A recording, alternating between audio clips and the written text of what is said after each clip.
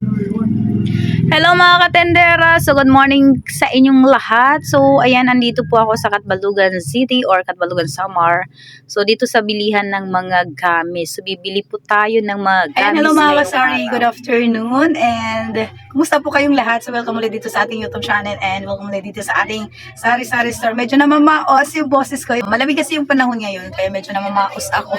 Wala akong masyadong boses, di ko alam kung naririnig ninyo yung sinasabi ko. Sana naririnig ninyo, no? May nagbibideo kids, ano? Ayan, so lalakasan ko na yung boses ko para marinig ninyo.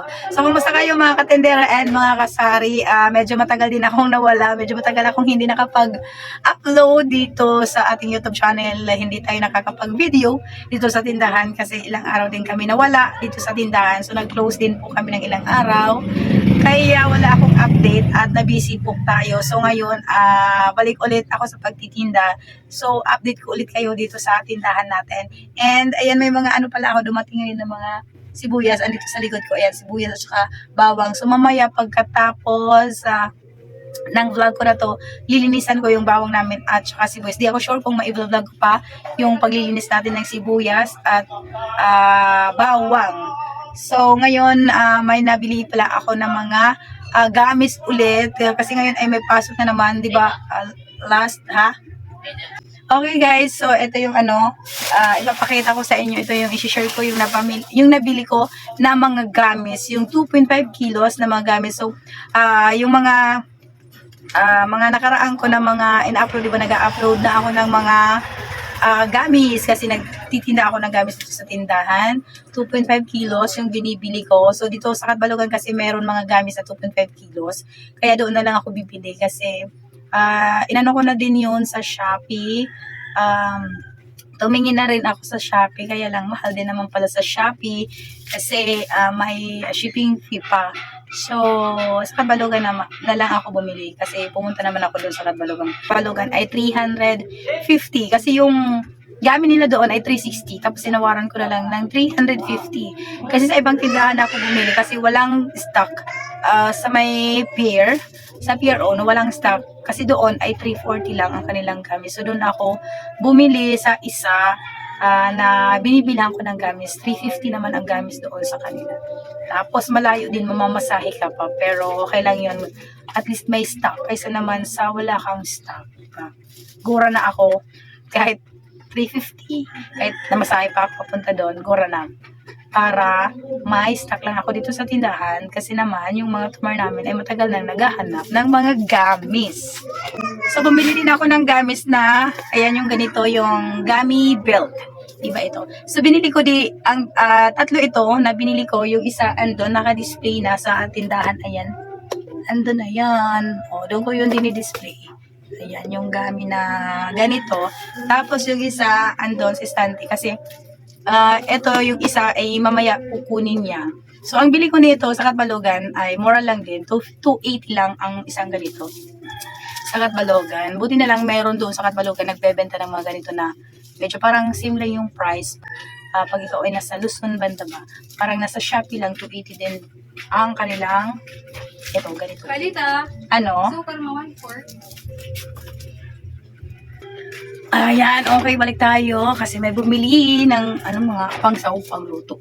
So, eto mamaya ako kunin itong isa. So, may pa ako doon, may stock pa na isa. Yung isa naman namin ay paubos na, hindi na siya nakakalahati. Kunti na lang. And binta ko ng isang ganito ay 300 lang.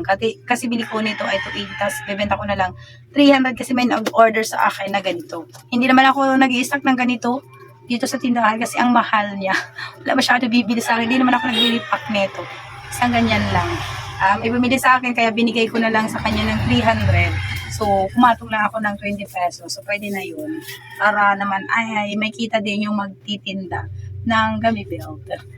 So, eto yung yung mga gamis, yung 2.5 kilos. Andito sa baba, wait lang. Open ko muna yung plastic, hindi ko siya maghuwang ipakita sa inyo na dito kasi ang bigat. Yata itong 6 packs yata itong nabili ko. Yung iba ay walang stock. So, unang pa ng stock doon sa Catbalogan. Dati iniisip ko na mag-order sa Shopee kasi walang stock nung December at saka January. Kaya lang di ako umorder. Kasi iniisip ko rin na baka mahal kasi diba sa shipping panglayo ko sa summer ako. Okay, so ito na yung mga gamit ko. Ayan. Okay, so ito ay orange. Ayan, so mag-unbox tayo. Unbox ba? Cellophane. Unbox or a cellophane. Okay, wait lang. Ano ko dito para mas makita ninyo yung mga gamit natin. Mabigat. Oh my gosh. Ayan. Mabigat. Okay. Kailangan ko ito i-repack kasi ilang araw na to na hindi ko pa nare-repack. Dumating po itong mga gamit ay nung February 18 pa kasi umuwi ako February 18. So dala ko na itong mga gamit. So ngayon ay February 23. Hindi ko pa siya nare-repack. Hindi ko pa rin siya na-unbox. So ngayon ko lang siya i-open kasi gusto ko nga i-share sa inyo. Ipakita sa inyo yung binili ko na mga gamit.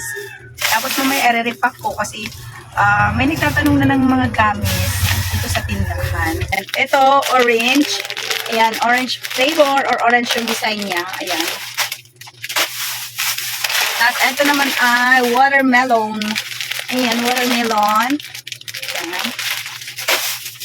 Mabango. Mabango banana. Ito banana.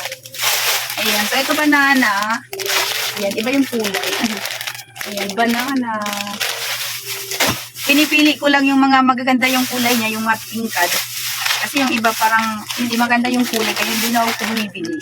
Ay, wala pala akong nabiling caterpillar. Eto, mango na cubes. Ayan, mango cubes. 1, 2, 3, 4. Ay, 5 lang pala to. Ay, 6. At eto, Coke.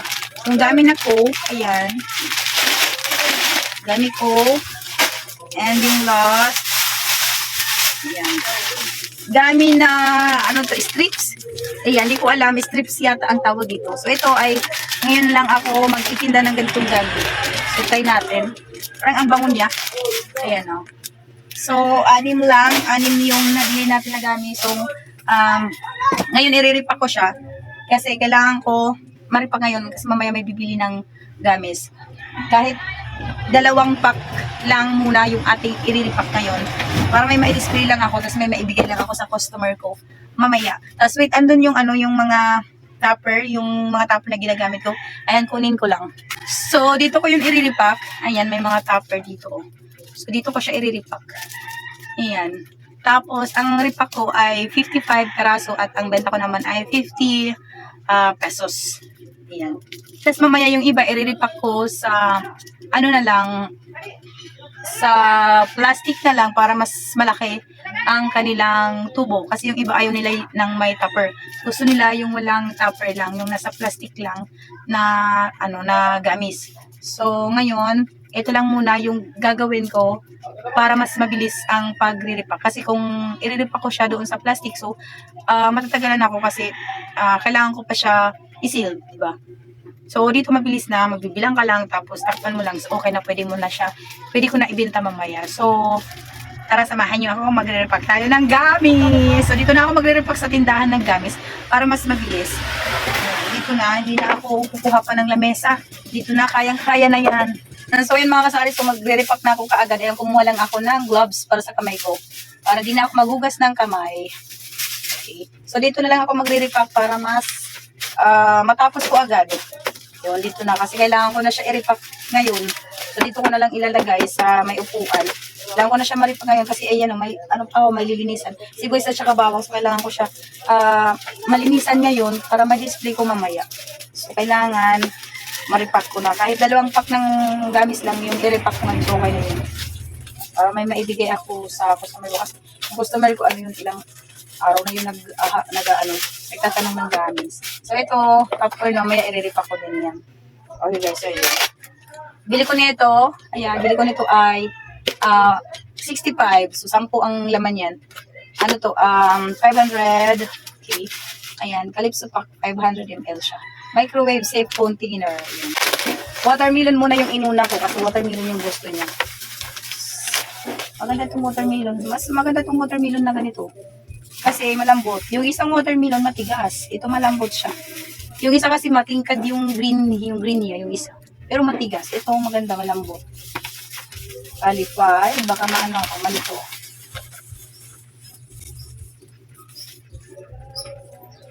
Ayan.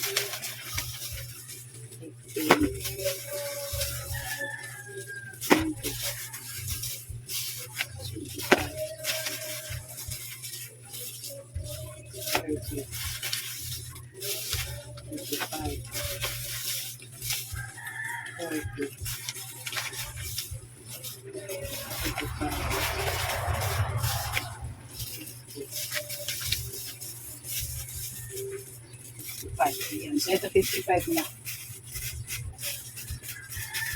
Ayan, nakagawa na ako ng isa.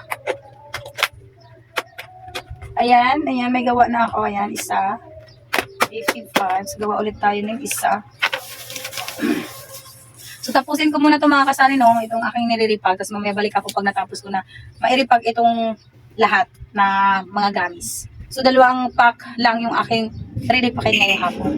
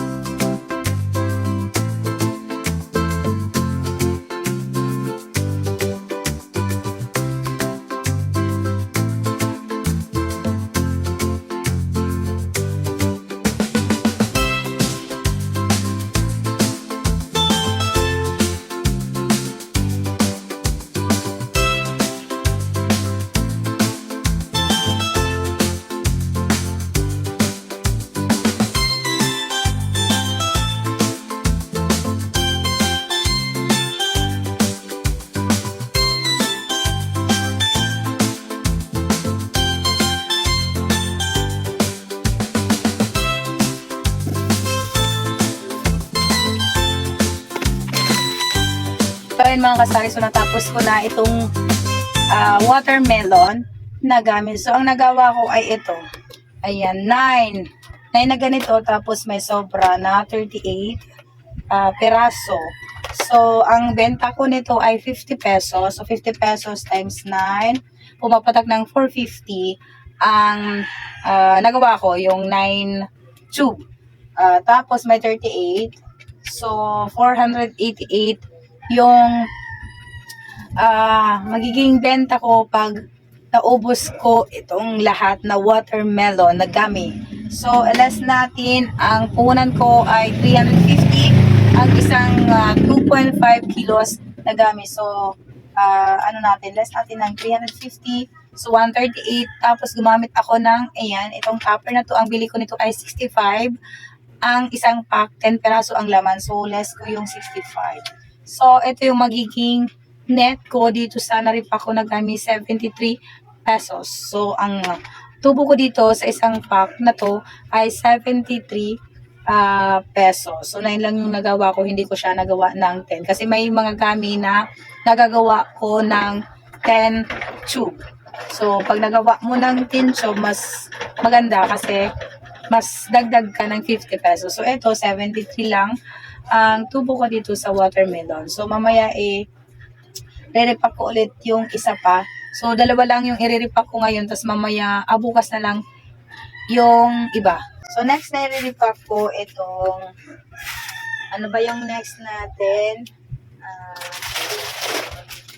Eto. Try ko itong strips. Strips tawag yata dito. Ayan, so itry natin itong gummy na strip. So, ngayon lang ako magre-repack ng gummy na strip na to. At hindi pa rin ako nakatikim kung anong lasa niya. So, ngayon subukan natin itong gummy strip kung ilan ba yung magagawa natin. Ilang tube ba yung magagawa ko dito sa gummy na strips. Ayan siya. Gummy strips. Ayan, buksan natin. Kuha muna tayo ng gunting. Ano pa yung gunting? Ayan, nagmamadali na rin ako mga kasaril kasi hapon na.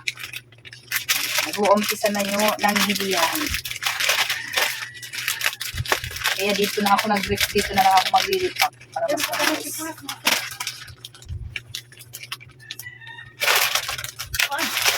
Ha?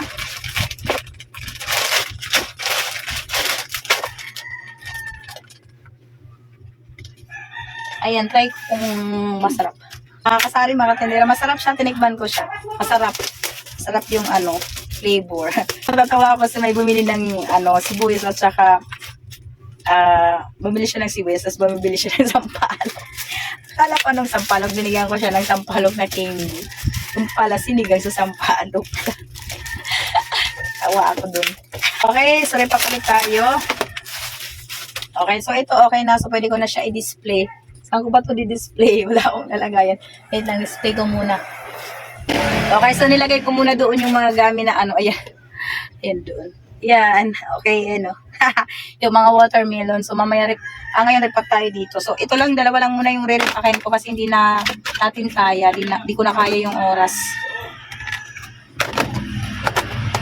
Kasi hapon na kasi.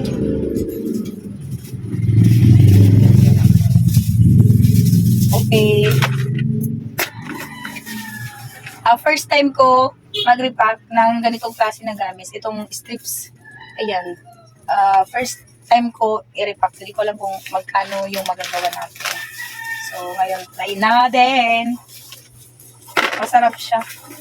1, 2, 3, 4, 5. Kaya lang may mga putol-putol. Nakakalito din magbilang.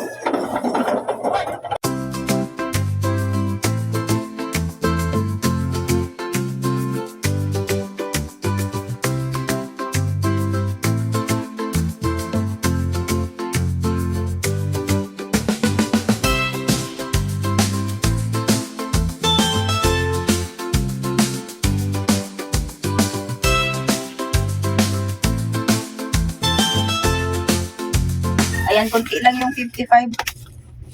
Ayan, ganito lang siya. Hindi siya punong-puno. Nakakalito siya, nakakalito magbilang. Ayan. So, eto tapusin ko muna ito lahat. Bilangin, nilagay dito. Tapos mamaya pag natapos na, so, balbalik ako. Natapos ko na i-repack itong, ayan, so itong strips na gamit. Ang dami pang sobra. Ayan, nakagawa na ako ng 10.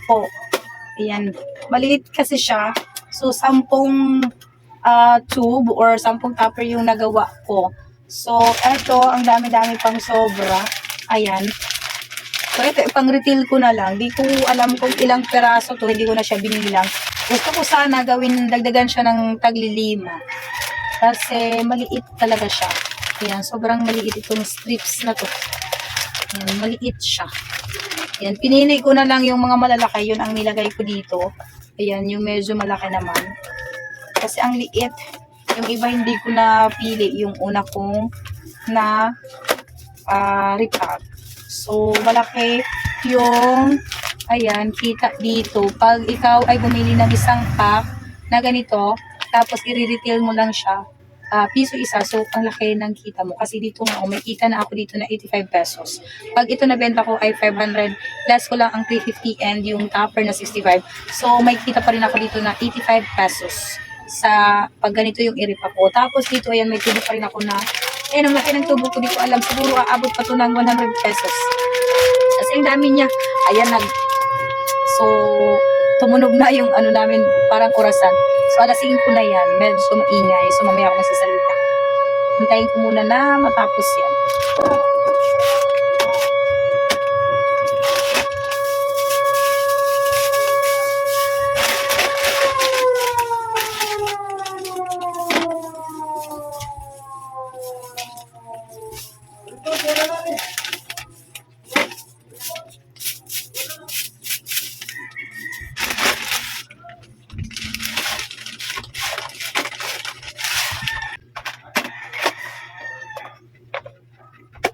Okay, so ayan mga katendera, so tapos na yung, di ba, wala na yung ingay, so balik tayo dito. So, ayan, kumuha ako ng topper. Ito ay sa topper ng Gummy Built, yung mahaba, yung rainbow na gummy. So, ayan, dito ko na nilagay yung sobra, hindi ko na nilagay sa topper. Kasi ito ay i-retail ko na ng tag-piso kasi medyo maliit na siya. Ayan, mga maliliit na yan kasi pinili ko yung malalaki nilagay ko dito para hindi naman magreklamo yung mga customer ko. Kasi sobrang maliit siya. So, binungkus ko na dito, benta ko ng tag-piso, di ko alam kung ilan pa yung laman nito, siguro 100 pesos. Siguro hindi lang to 100 pieces. Ayan, kung kayo ay magre-retail lang, i-retail nyo lang. So, gora kayo dito, kung ibebenta nyo lang ng 50 pesos, so ito na yung bilhin nyo na gummy strips kasi ang laki-laki ng tubo dito. Halos naripak ko na yung ibang mga gummies, yung ibang mga design ng mga gummies, hindi siya ganun kalaki yung tubo. Pero ito yung pinakamalaki ang tubo kasi ang liit niya. Grabe. Mayroon din naman ganito, yung parang mangga flavor. Ganito yung hiwa nun. Pero hindi siya malaki yung kanyang ano? Pero yung fresh make it. 30. Yan, wait lang, may nabili. Ayan, din-display ko na pala yung sobra dito sa naripakuan doon. No? May bumili na sa akin ng 7 pesos. So, madami yung kita, madami yung tubo pag ganitong strips. Kaya lang medyo maliit siya. So, pwede yung pang-retail mo lang na piso, pero kung igaganito ko siya, hindi na ako bibili ng ganito pag igaganyan mo. Ano? Ito lang yung vlog ko ngayon, ang mga gummy candy lang. So, hapon na, alas 6 na siguro. Ano ba oras siya na? Ayan. So, 5:48 na pala yung oras, guys. Dito ko natatapusin mga kasari yung vlog ko kasi madami na yung bumibili dito sa tindahan. So, ito lang yung vlog ko ngayon. Itong mga gummy candy. So, hanggang dito lang muna yung vlog natin. Ayan, maraming salamat sa panonood. And thank you for watching, guys. Thank you for watching. Ayan.